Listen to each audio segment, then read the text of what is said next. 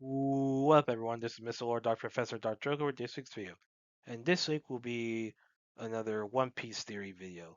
And this one will be about the Void Century, like the big, mysterious time period that we know very little about. That basically about everything regarding One Piece has some connection to, where it's the One Piece itself, you know Shandora, you know Lunarians, Buccaneers, probably the Three-Eyed People, Poneglyphs. So much is connected to the Void Century and to the end game of this series. And we don't know much about, okay, why does the world government want to, censor information about it? What is so damaging about about the Void Century's history that could damage the legitimacy of the world government? Like, and of course, we know Joy Boy being the first pirate, all that. So I'm gonna go over all that. What we do know about the Void Century, then what I theorize is, what happened back then. So with all that being said, on with the video. First off, I'm gonna go over what we know about the Void Century. So Joy Boy, this is like the major, historical figure associated with the Void Century. Like, basically was the center of all the events. Like, basically he was born the beginning of it, 900 years, before the present, within the Great Kingdom. He was stated to be the first pirate. That's how Vegapunk described him during his message that went on for a lot of chapters. And we know he was allies with Emet, Poseidon, and Zunesha. And we know that he hid some of his conqueror's hockey inside Emet, which is how that hockey was able to just you know affect to where Emu could sense it and just get pissed off when he sensed it.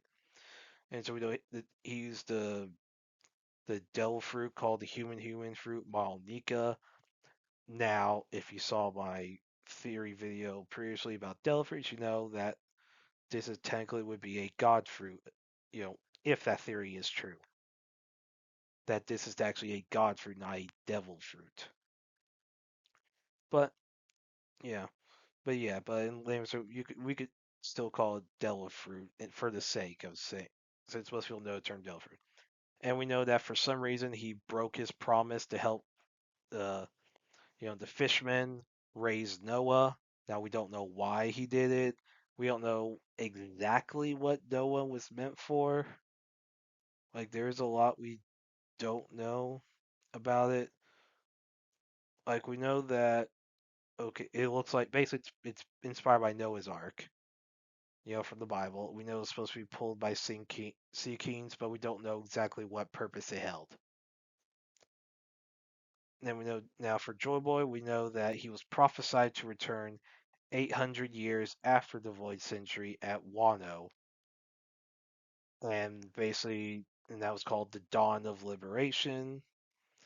With when Monkey D. Luffy awakened his Devil Fruit, because he had the same Devil Fruit, the human fruit Malnika, which publicly was known as the Gum Gum Fruit.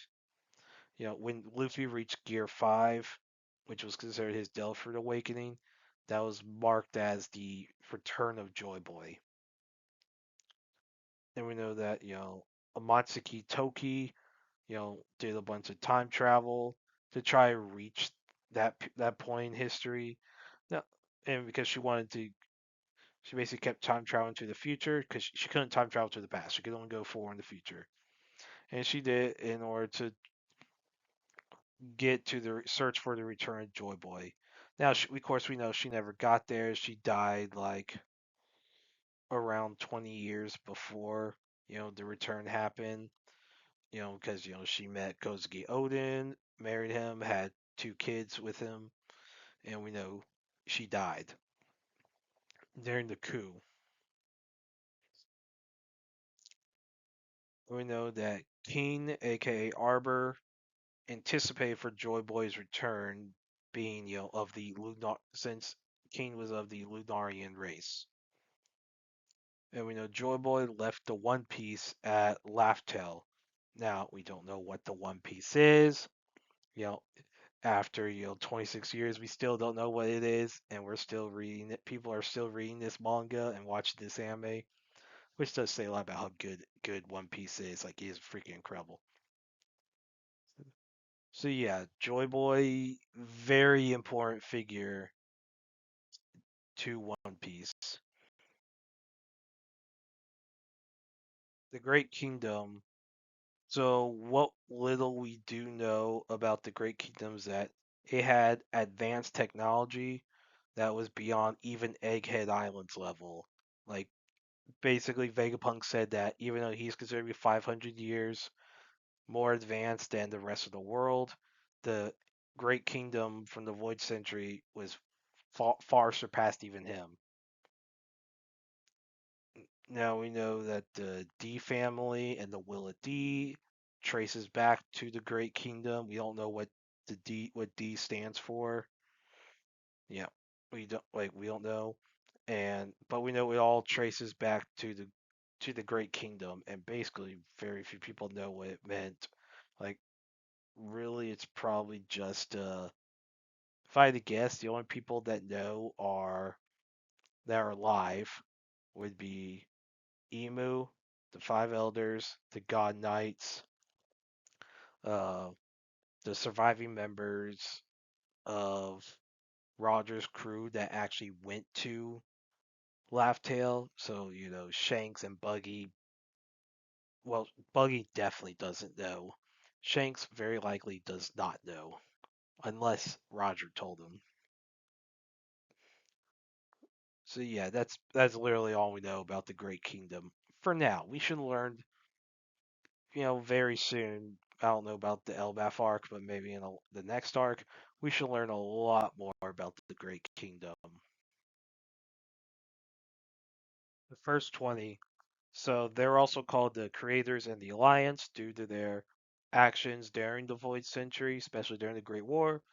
So after, the first 20 win the Great War, or at least as far as at least the portion that took place at the Void Century, they formed the world government. Now, of course, we know Vegapunk claims that the war is technically still going on, but that's a whole other thing. Now, amongst the first 20, the Nefertari family of Alabastia was the only family to stay in their kingdom. Well, and with Nefertari D. Lili sent the Poneglyphs across the world. Now, how we don't know. I'll get to that in a little bit. Um, and then all the 19 other families moved to Mary Geoise and became known as celestial dragons, or world nobles, as some translations refer to as. And we don't know all the families, but we do know some of them. So you have the Figarlands, the Shepherds, the Don Quixotes, with the Don Quixotes being the family that ruled Dressrosa and oppressed the Tontada tribe during the Void Century, the Manmeyer family, the Bavette family, Remo Shifu family, Marcus family, Topman family, Ethan Barron family, Jay Garcia family, and the Nerona family. With We know for Nerona family, we know that the leader of the head of that family when the world government was formed was Saint Emu.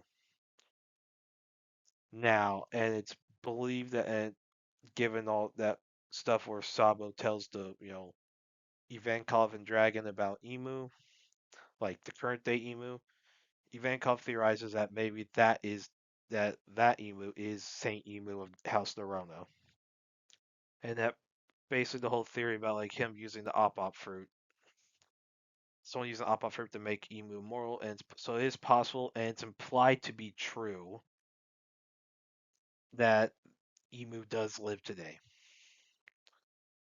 Then you have the God Knights, obviously at least since the post post Void Century, like at least like current time, we know the God Knights act as the military force for the Celestial Dragon families. We don't know if that was a military force that existed back in the Void Century as like an elite guard or something for the first 20, but it's possible. And of course, after the Great War, they became led by the Five Elders. Obviously, we know the current lineup. We know the lineup from right before. Before Saturn was killed by Emu. Yeah, I don't know how in the world they're gonna deal with that in the manga. I'm gonna like how well how publicly that's be my theory. My guess is that maybe they're gonna say the Straw Hats killed of an elder, which that would be that'd be interesting. And we know the empty throne that was formed was meant to symbolize that no single person has sole authority over the world. Now, of course, we know Emu sits on that throne, and he like aura farmed by simply walking upstairs and sitting in the chair. That says like you could just farm aura by walking upstairs and sitting in a chair. Like that is insane. Which is why Emu might be the best villain since Doflamingo. Might be. Like to see more of him to make that determination. But yeah. So yeah, that's all we have about the first 20 right now. The ancient weapons. So first off, we have Pluton, which is a ship that could wipe out entire islands, and currently it's hidden underwater at Wano. And of course, you had the plans for the blueprints that were passed or down between different shipwrights, with Frankie ending up with them before he like destroys them because he trusts Robin to not use Pluton to basically destroy the world. Then you have Poseidon, also known as the Mermaid Princess, and basically this ancient weapon amongst the ones we've seen or know about. Basically, Poseidon's the only one that's like a living being. It's not like an object. And so basically, every century, you know, there's like a member of the royal family that has like the ability to basically summon sea beasts, like the sea kings, like the mermaid princess or Poseidon can summon them, and that's how basically Noah was gonna be pulled and raised was through that power. Then you have Uranus. We don't know where it's at. We don't know what it does. Now it's believed that it was possibly used to destroy the Lucia kingdom, especially since Uranus, basically represents the sky and the weapon. Whoever destroyed Lucia was basically it was an aerial bombardment that destroyed Lucia. And so it's believed that ancient weapon was used, and Uranus being that term referring to the sky, that was probably what was used. Like, I don't think they'll confirm. They will confirm that at some point whether or not it was used, but we'll see it probably in the near future whether or not that was the case. Mozuki family. So of course, this is the royal family of Wano. Like we know a decent amount about their history, especially with Odin. Obviously, the Kosuke family was friends with the Meeks, with obviously that family's logo being shown near one of the red poneglyphs, on Zunesha. And then this family was able to construct the poneglyphs and chiseled text on them. So that's how like in that language that very few could read. Basically, the Kozuki family, uh, Robin, I think Vegapunk was able to figure out how to read those. And then, after the Great War, for some reason, Kozuki family closed off Wano from the rest of the world. Like, Momonosuke obviously never learned. He also never learned why Odin wanted to reopen Wano's borders. But obviously, Odin saw something on Laugh Tale that showed him that he needed the Wano to be open. Now, Momonosuke, without seeing anything that Odin saw, he didn't know if he should do it yet, which Zunesha was fine with. He was like, "All right, I respect your decision." But yeah, so basically, we know the Koski family. Obviously, they were preparing for something, especially since they have Fluton buried under there, like underwater. Like they're prepared. Like it's like that family was prepared for war at some point. I'm going to get into the actual theory regarding, the Void Century, the Great Kingdom. So I think the name of the Great Kingdom was Romance Dawn well, that was the name of the one shots that Ichiro Oda wrote before One Piece. So I think and also that was the name of the first arc of the manga. So, and I think Oda decided to reuse that name as the Ancient Kingdom and from the Void Century. As far as others, so the Romantic period and the history of the real world, so our world, is associated with individualism, freedom, and the Industrial Revolution.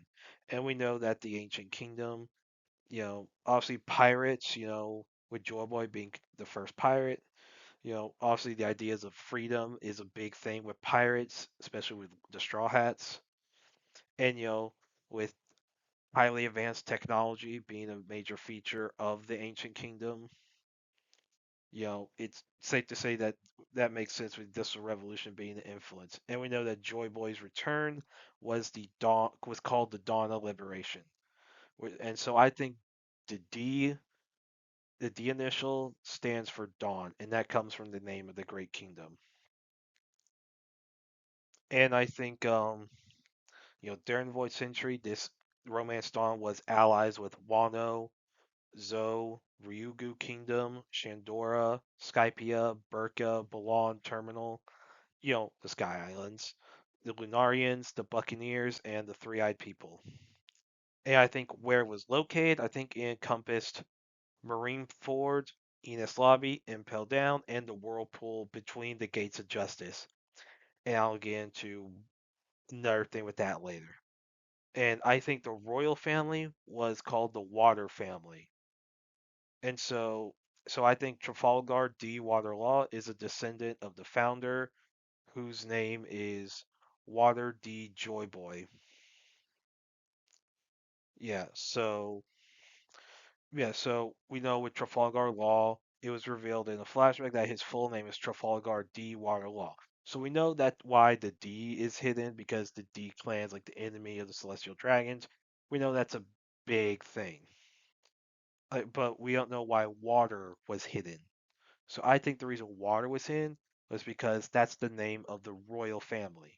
So yeah, so I think Law is a descendant of Joy Boy, which can make him an heir to the throne, someone who has a claim to the One Piece, like someone who could be a very big foil for Luffy, because also have who inherits, so we know with Ace, he's the son of Roger.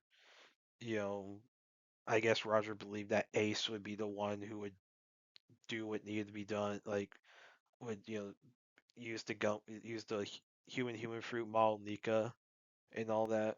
Of course, we know it's Luffy that's like the chosen one, supposed to be the next Joy Boy, and with the straw hat and all that. So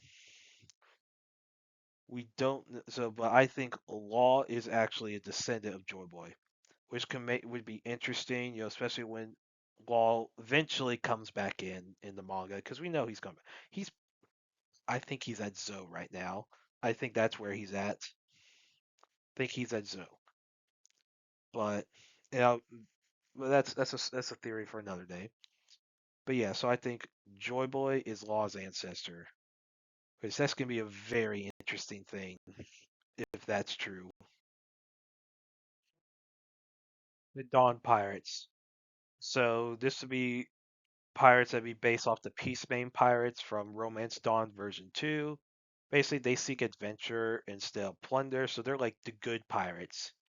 So for this theory, they'd be captained by Joy Boy, and I think all the members would be given the D initial by Joy Boy, and they would have lived in the Ancient Kingdom, in the Great Kingdom. So members, you have Davy D. Jones, Member of the House of Gull, member of the House of Monkey, member of the House of Jaguar, member of the House of Portagos, member of the House of Clo, member of the House of Marshall. Then you have Shimotsuki D Ryuma. Now, obviously, Ryuma, he's not. We haven't heard of him having the D initial, but for this theory, I think he's given the D initial, so his real name is Shimotsuki D Ryuma. Then we have so Flare, who's also from the same one shot that Ryuma's from. I think so. She would be. I don't know what her last name, what her surname is. So and so D Flare. And in case the Emmet, the robot, you have so and so D Emmet. Maybe we'll hear the full name later. And so I would say this crew would have traveled around the world, freeing slaves, harboring them in Romance Dawn, while they choose not to plunder their enemies.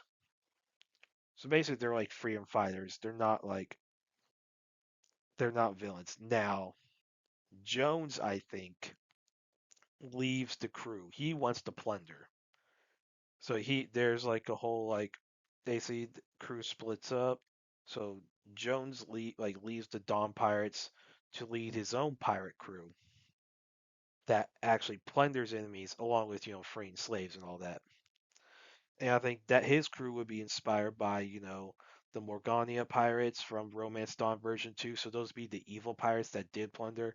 And so the split between Joy Boy and Jones would mirror the split in the Sun Pirates between Jimbei and Arlong.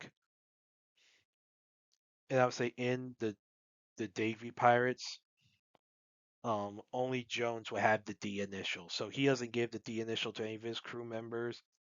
Partly I guess, maybe out of respect for Joy Boy, and also he wants to differentiate himself from them. And so, of course, there's time you have other pirates crews starting to form, and some would be like the Dawn Pirates, and some would be like the Davy Pirates.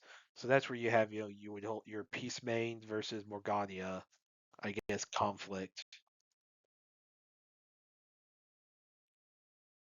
The Great War. So how I think this war started is the Rona Emu used the evil pirates, crews like they're plundering in order to portray all pirates as evil and also so that Romance Dawn, where the Dawn Pirates came from, would be targeted because basically Emu lost a lot of slaves. So and Nefertari Lili was tricked by Emu to side with him and the other 18 founders. Basically, she was led to believe that the pirates were evil. All pirates were evil. Now Emu basically is like the leader of the alliance. He's like you know, where not he's front and center, where he's more behind the scenes. He basically is in charge, and he's basically, of course, Romance Dawn has its allies, you know, and so basically how he's able to get control, he eventually makes the leaders of the 18 other celestial dragon families and the newly formed God Knights, which would be like a major fighting force, special ops force within the alliance. He makes them all into his familiars, and so using the devil fruit, which if you see my devil fruit theory, you'll understand what I'm talking about when I'm talking about the devil fruit. And so yeah, so and then Romance Dawn creates Pluton and Uranus to fight the Alliance. And that will, of course, escalates the war. You have a bunch of destruction, and all that destruction that's going to make Romance Dawn look bad, especially with those ancient weapons. And so Jones, he decides to challenge other pirate crews over members, so that basically he wants to raise an army that will help him defeat the alliance himself, so that he can take over the world. And that leads to the creation of the Davy Back games. And so Jones wants to take over the world. Basically, like his ideals, he wants to enforce them. And so it's like, hey, the only way to do that is if he takes over. And so he wants to raise a big pirate crew to destroy the alliance. And now the alliance is able to gain edge because due to while fighting the alliance, all the pirates are also fighting each other. So you have the Peacemain pirates fighting the Morgania pirates, then you have the Morgania pirates fighting each other. So all that conflict gives the Alliance an edge. And so late in the war, the crystal ball that was used by Shiarli in the present, it shows the destruction of Romance Dawn and the rapid rising of sea levels, along with the return of Joy Boy. And so basically a lot of the events of the present are seen, a lot of like the stuff that end the end of the Great War, like that's shown. And so, Joy Boy's faction decides to prepare for it. So Noah is constructed to provide shelter for humans on the surface, so that basically while the world is flooding, a lot of human there'll be at least a lot there'll be place for humans to have shelter, and then the One Piece is created to save the world from flooding, and then the Poneglyphs are constructed by the Kozukis in order for like they know if so basically Joy Boy's faction knows that if they fail they'll have like info to guide the next I guess the next Joy Boy into like lead into like find the One Piece and saving and basically like to save the world. And things come in when Emu hijacks Uranus. Yeah, so basically so the ancient weapon that you know so the big weapon that Emu was using is Uranus. It is an ancient weapon that destroyed that island kingdom. So now, and Joy Boy, who had promised Poseidon that he would help her raise Noah, he has to break his promise so that he can protect his people, so that a lot of them can escape. So basically, he wants to help his people escape. Like, and so like and that's how like a lot of the D clan is able to like scatter across the world. Now of course not everyone escapes. So Emu kills Joy Boy and he traps Jones in the ocean, symbolizing the whole the Davy Jones legend from mythology. And he then uses Uranus to destroy Romance Dawn, and that creates the whirlpool that currently exists between the gates of justice. So basically there's like a giant hole between, and you have Impel Down, Enos Lobby, Marineford being like the remnants of Romance Dawn. Like that's like all that's left of that land. And of course the world government's formed. Emu makes the user of the Op fruit turn him immortal, and that allows him to become the sole leader of the world government. Of course, he is making 18 other celestial dragon families into his familiars and the God Knight, so he was able to cement control. Now, since he knew that like there would be of course the empty throne is made to make people think there's not a sole leader. Of course, so Emu has to keep his rules secret. And so now Lili learns the truth about Emu. And so she helps, the D, of course, a lot of the D families had been running on the run; they were scattering. So Lili like helps a lot of them continue hiding so that they're not hunted down, because of course, Emu would have them be hunted down. So Lili helps them hide to help prepare for the third cataclysm that's coming. And then she uses the pawpaw fruit to send the poneglyphs to different locations around the world. And she takes the D initial to symbolize her family's commitment to Joy Boy's ideals. So while she was not a member of the Dawn Pirates, she does take the D initial to symbolize her commitment to Joy Boy's cause. And so Joy Boy's apology letter is to Poseidon. Poseidon is copied onto a poneglyph that is placed in Ryugu. So like so basically it's not like one of the main poneglyphs meant to like help like, guide people to like to the One Piece. It's meant to be a symbol of like, hey, basically like a symbol of like Joy Boy's continued promise to help Ryugu in the future.